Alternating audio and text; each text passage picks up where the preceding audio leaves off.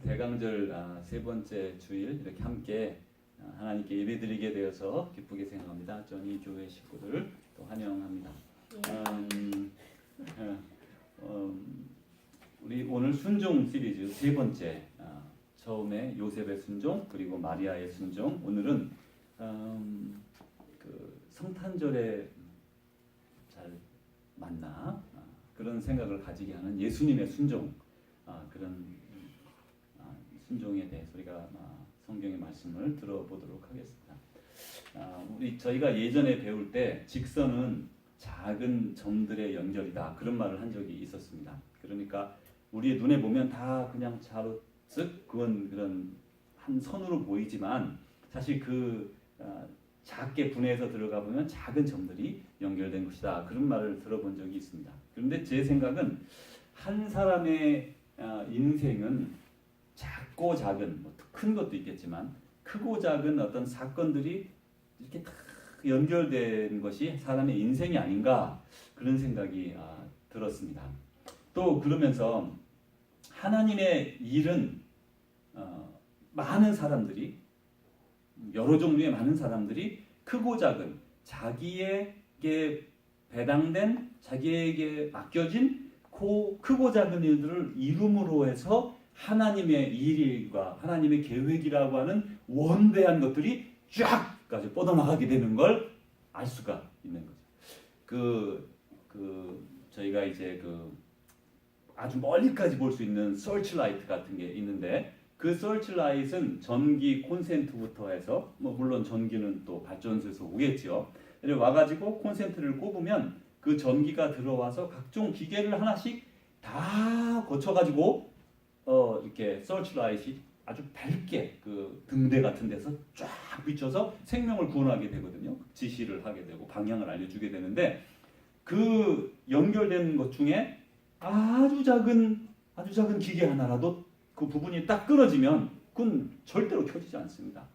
그러니까 그런 아주 단순한 진리를 생각하면 하나님의 일이라고 하는 것, 하나님의 계획이라고 하는 것들은 이렇게 그냥 일견 보기에는 쭉 다 된 거지만 그 속에 하나하나 그 기계처럼 다 연결된 각 사람의 맡겨진 분량대로 섬긴 순종한 결과로 하나님의 일이 이루어진다는 것을 알 수가 있어요. 왜 이런 말씀을 드리는가 하면, 처음에 그 요셉의 순종, 요셉은 그냥 평범한 남자로서 의로운 사람으로서 자기에게 맡겨진 일을 묵묵히 하고 예수님 성장도 하기 전에 떠나버린 분이고, 그리고 마리아는 끝까지 예수님에 대해서 나중에는 이제 알게 됐지만 그 살아계신 동안에, 예수님 살아계신 동안에는 크게 깨닫지 못하고 그저 마음에 담아두고 이게 무슨 말인가 늘 생각하는 그런 정도였어요. 그러니까 다 알지 못하고 떠난 요셉도 있고, 마리아는 그나마 살아생전에 그런 걸 깨닫고 주님임을 깨달았지만 그런 과정들을 통해서 각 사람들이 자기에게 맡겨진 일을 감당해서 예수 그리스도의 그 인류를 구원한 사역이 이루어지게 되더라는 거예요. 그런데 이제 여기에서 오늘은 예수님의 그 탄생의 때에 맞추어서 우리가 이제 예수님의 순종에 대해서 이렇게 말씀을 나누려고 그래요. 예수님의 순종, 그러니까 예수님은 순종의 사람이었다, 이렇게 우리가 생각하면 그런 생각이 드시는가 모르겠습니다. 예수님은 순종의 사람이었다. 이제 예수님은 우리가 알기로 하나님의 뜻에 순종하고 복종한 사람이라고, 그리고 복종한 하나님의 아들이라고 우리가 잘 알고 있어요. 그래서 그분이 그 순종의 삶이 얼마나 처음부터 끝까지 이루어지는지를 잠깐 찾아보려고 그래요.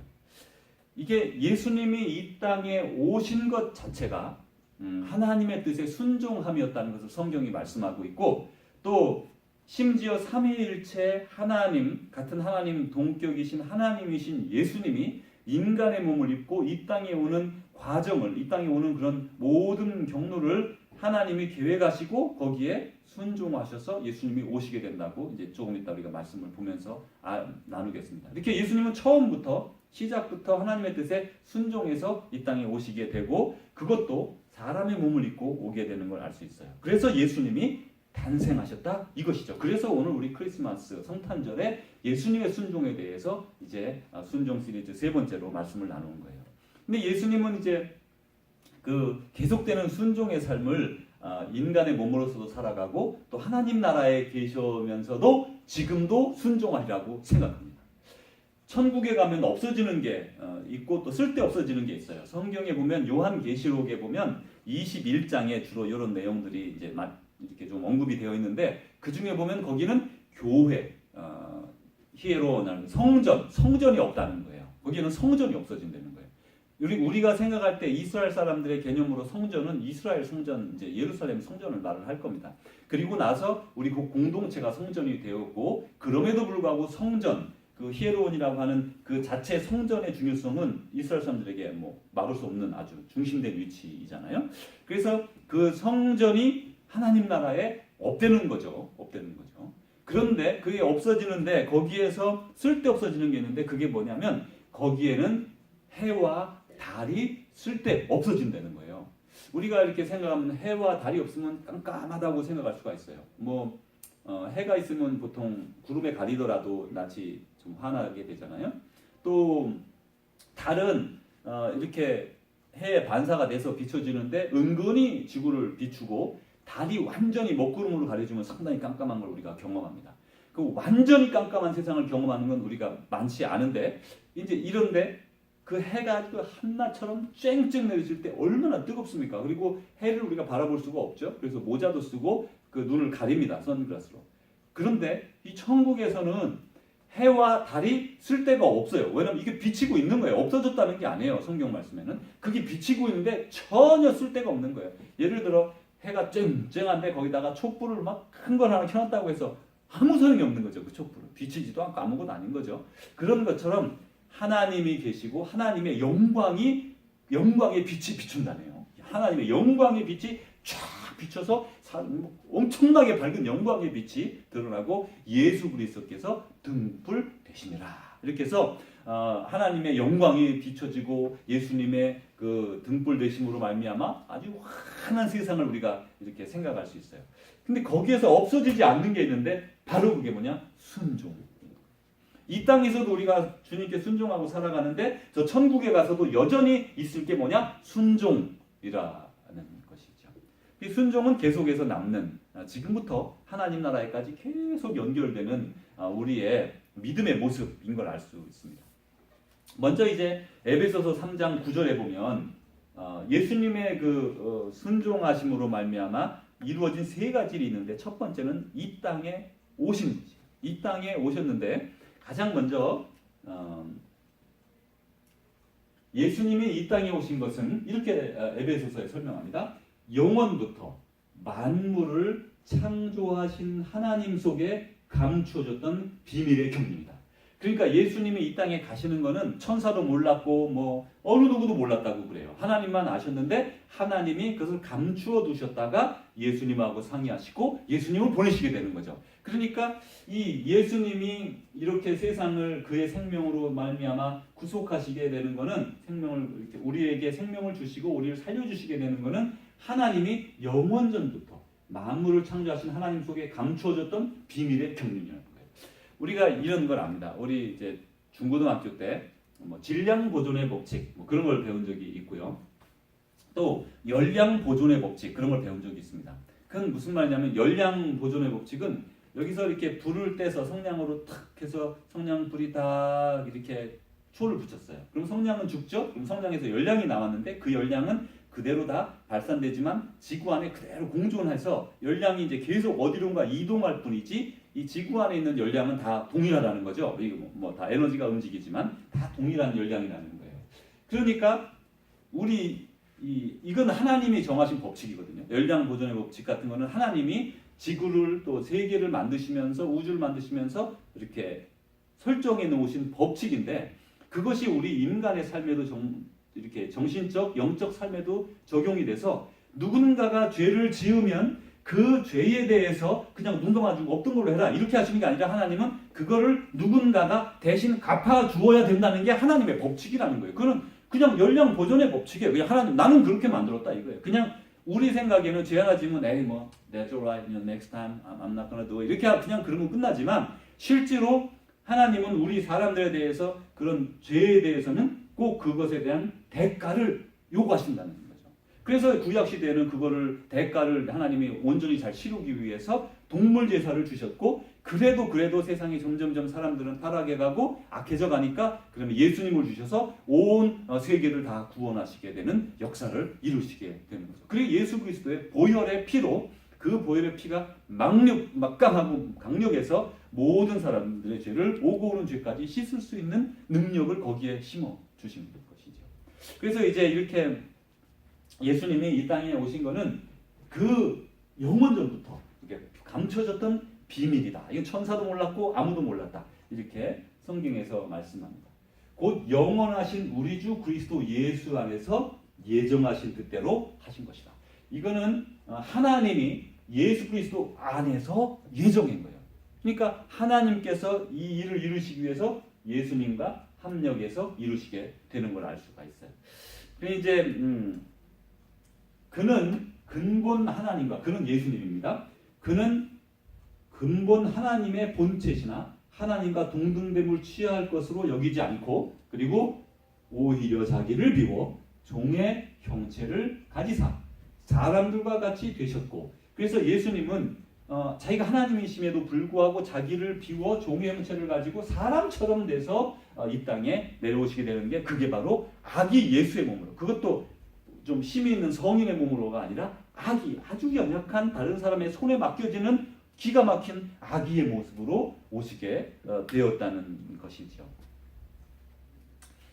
이제 예수님께서 이렇게 이 땅에 하나님의 그 구원의 경륜에 따라서 이 땅에 오시게 되는 첫 번째 순종을 이루게 됩니다. 두 번째로는 삶에서 하나님의 뜻을 예수님이 쭉 행하며 살았다는 것을 성경에서 말씀하고 있어요. 내가 하나님의 뜻을 행하러 왔나이다. 이건 뭐 오면서부터 예수님 말씀하시기를 나는 하나님의 뜻을 행하러 왔습니다. 말하자면 자기의 고백이죠. 예수님은 하나님의 뜻을 행하는 거예요. 순종하신 거예요. 모든 것에 순종하는 삶을 사는 거예요. 그 첫 것을 폐하시면 둘째 것을 세우려 하십니다. 첫 번째 제사를 폐하시고 두 번째 예수 그리스도의 몸으로 온 인류를 구원하는 이 뜻을 따라 예수 그리스도의 몸을 단번에 들이심으로 말미암아 우리가 거룩함을 얻었노라. 예수님은 이 사역을 위해 왔고 이 삶에서부터 그것을 하나씩 하나님의 뜻을 이루게 되죠. 또 한 사람이 순종하지 아니함으로 많은 사람이 죄인 된 것까지 첫사람 아담이 하나님의 말씀에 순종하지 않았고 그러나 한 사람이 순종하심으로 예수 그리스도의 순종하심으로 많은 사람이 의인이 되리라. 이렇게 예수 그리스도의 순종으로 의인이 되는 것을 이제 말씀합니다. 또 세 번째, 예수님의 순종은 삶과 삶 속에서 고난으로 순종을 받게 돼요. 그러니까 우리가 이제 하나님의 뜻을 순종한다, 주님의 뜻을 순종한다 그럴 때 그럼 그 순종이 무엇이냐? 예수님에게는 그것이 삶에서 고난으로 연결되더라는 거예요. 우리에게 좀 이렇게 쉽게 따라가기 어려운 부분인 것을 이제 나타납니다. 그가 아들이시면서도 받으신 고난으로 순종함을 배워서, 예수님은 하나님의 아들인데 고난을 받고 그 순종을 배워서 온전하게 되셨은즉 자기에게 순종하는 모든 자에게 영원한 구원의 근원이 되신다. 예수님은 하나님의 뜻에 온전히 순종했고 그래서 자기에게 순종하는 모든 자에게 영원한 구원이 되신다. 여기서 이제 우리가 좀 생각하게 보게 돼요. 그냥 넘어갈 수 있는 말씀인데 순종함을 배워서 온전하게 되셨어요. 예수님은 하나님의 아들이면서도. 근데 우리는 하나님의 자녀되었는데 예수님께 순종하는 모든 자에게 영원한 구원이 되셔요. 누구에게? 예수님에게 순종하는 모든 자에게. 그래서 이제 우리가 좀 생각을 해보게 되는 거예요. 그러면 믿는 자는 구원을 다 얻습니다. 그건 뭐 예수님이 계속해서 성경에서도 말씀하시고 예수님 말씀하시는 믿는 모든 자들이 구원을 받으자 그런 건 당연한 거죠. 하나님의 자녀라고 일컬음을 받기도 합니다. 근데 그 믿는 자라는 말은 다시 주님께 순종하는 자라는 걸 이꼴이라고 말하는 거예요. 우리는 믿음과 순종은 조금 이렇게 다르게 생각하는 경향이 있거든요. 믿음은 있지만 순종은 어떤 분야는 하고 어떤 분야는 안 할 수 있다는 가정을 가지고 있고 그리고 그런 어썸션이 있어요. 그냥 그럴 수 있어요. 그냥 뭐 다 순종하고 어떻게 살아? 그냥 이 정도 순종하면 됐지. 아니 자기 정도 스스로 선을 정하거나 아니면 어느 정도의 그 어떤 일들에 있어서 이 일은 순종할 수 있고 이 일은 주님 순종이 안 됩니다. 이렇게 자기도 모르는 사이에 하나님의 뜻을 거절하고 거역하는 불순종하는 죄를 짓는 거예요. 그게 누구하고 똑같느냐? 아담과 하와와 똑같은 거예요. 왜냐하면 아담과 하와에게는 하나님께서 이것저것 이렇게 말씀을 주셨는데 그런 것 중에 가장 중요한 거 하나가 뭐냐면 그 중에 중요한 것 중에 하나는 그 선악을 알게 하는 나무는 먹지 말아라. 그거 하나 안 한 거예요. 다 안 한 게 아니에요. 아담과 하와는 모든 죄를 범한 게 아니라 그 많은 것 뭐 여러 가지 이렇게 말씀하셨는데 그 중에 그거 하나 하지 마라. 그거를 못 지키는 거죠. 그게 불순종이었고 그게 하나님의 만들어 주신 에덴 동산에서 쫓겨나게 되는 원인이 되고 죽게 되는 원인이 되게 되거든요. 근데 우리는 왜 그렇게 됐는지 모르지만 온전한 믿음은 가지고 있는데 온전한 믿음을 가지고 있으면서 순종을 구분해서 하는 그런 우리도 모르는 습성이 우리에게 생겨났고 그러다 보니까 우리 속에 갈등하고 믿음의 삶이 이렇게 평안하고 행복하고 기쁨이 넘치고 이런 게 아니라 잘 될 때는 기쁘지만 안 될 때는 여전히 힘들고 어려워지는 그 이상한 삶으로 들어가게 되는데 순종을 구분해서 하다 보니까 늘 갈등이 많은 거예요. 이거는 순종할까 말까. 이거는 순종할까 말까. 이렇게 시작되면 마음속에 늘 갈등이 있는 거죠. 이거 순종을 해야 돼 말아야 돼. 이거 주님 뜻대로 살아야 돼 말아야 돼. 이게 무슨 온전한 믿음이라고 할 수 있겠어요? 그래서 여기서는 자기에게 순종하는 모든 자에게 영원한 구원의 근원이 되신다고 다시 이렇게 못 박아 말씀하시는 거죠. 다시 말하면 오늘 우리는 주님께서 우리를 부르신 것은 순종하려면 하고 말려면 말아라. 이건 하고 저거는 말아라. 이런 말씀을 주신 게 아니라 온전한 순종, 온전히 자녀됨, 하나님과의 온전한 성령으로 연합됨을 위해서 부르셨다는 것을 다시 한번 깨닫고 그 길로 나아가야 된다는 것이죠. 그래서 이제 계속해서 사람의 모양으로 나타나사 자기를 낮추시고 죽기까지 복종하셨어요. 이 사람으로 모습으로 나타난 것도 참 기가 막힌데 거기서 자기를 낮추시고 나타나서 자기를 낮추셨고 죽기까지 복종하셨다. 이 고난으로 그 십자가의 죽으십니다. 고난을 통해 하나님의 뜻을 이루게 됩니다. 세상에는 사단과 마귀가 막 각종 죄악으로 막 이렇게 사람들을 유혹해서 넘어지게 만드는데 심지어 예수님에게도 와서 이 육신의 몸을 입고 왔을 때 예수님까지 유혹하는 경우 있으니까 우리에게는 말로 할 것도 없어요. 그런데 이 주님은 여기서 죽기까지 복종하심으로 십자가에 죽으심으로 이렇게 돼요. 그러니까 복종은 여기서는 복종이라는 말까지 이렇게 써서 아주 이렇게 마음을 더 생각하게 만드는데 복종은 우리의 고난을 불러올 수 있다는 걸 이렇게 쉽게 알려주고 있고 순종과 복종은 특별히 이 땅에서의 순종과 복종은 은혜도 받고 복도 받겠지만 그와 더불어 하나님과 동행하는 은혜예요. 그렇지만 그와 더불어 고난을 받으리라는 것을 말씀하고 있는 거죠. 다시 말하면 이것은 고난의 길이라는 것을 말씀해주고 있는 거예요. 내가 아버지의 계명을 지켜 그의 사랑 안에 거하는 것 같이 너희도 내 계명을 지키면 내 사랑 안에 거하리라. 예수님이 이제 이렇게 순종하시면서 인간으로 태어나시고 인간의 삶으로서 삶 속에서 순종하시고 죽기까지 복종하시고 이 세 태어남, 삶, 죽음 모든 것이 일직선으로 순종과 복종으로 이어졌는데 여기에서 우리가 알 수 있는 건 예수님은 내가 아버지 계명을 지켜 그의 사랑 안에 거한 것 같이 너희도 내 계명을 지키면 내 사랑 안에 거하리라. 그러면서 예수님은 다시 한번 믿음 있는 우리들에게 촉구하기를 내 계명을 지키면 너희도 내 사랑 안에 거하리라. 그러면서 이렇게 말씀하세요. 오직 내가 아버지를 사랑하는 것과 아버지께서 명하신 대로 행하는 것을 세상이 알게 하려 합니다. 예수님은 나는 아버지에게 복종하는 사람입니다 라고 끝까지 말씀하시고 그것도 세상에 드러내기를 원하시고 우리에게도 그렇게 하기를 원하셨다는 거예요. 예수께서 대답하여 이르시되 사람이 나를 사랑하면 내 말을 지키리니 내 아버지께서 그를 사랑하실 것이요 나도 그를 사랑하여 그에게 나를 나타내리라. 요한복음 14장 23절의 말씀이에요. 예수님이 이렇게 말씀하시고 사람이 나를 사랑하면 내 말을 지킬 것이다. 내 아버지께서 그를 사랑하신다. 나도 그를 사랑하여 그에게 나를 나타내겠다. 이제 마지막으로 보면 예수님의 순종은 이 땅에 인간으로 오신 것, 아기로 오신 것 자체가 첫 번째 순종이고, 삶에서 하나하나 하나님의 뜻을 행한 것이 순종이며, 삶과 삶 속에서 고난으로 순종을 받으시고 죽기까지 복종하셨음을 알 수가 있습니다. 이제 우리에게 이제 이런 버튼이 넘겨진 거죠. 예수님은 그렇게 사셨고, 그리고 그 모습으로 우리에게 순종할 것을 요청하셨죠.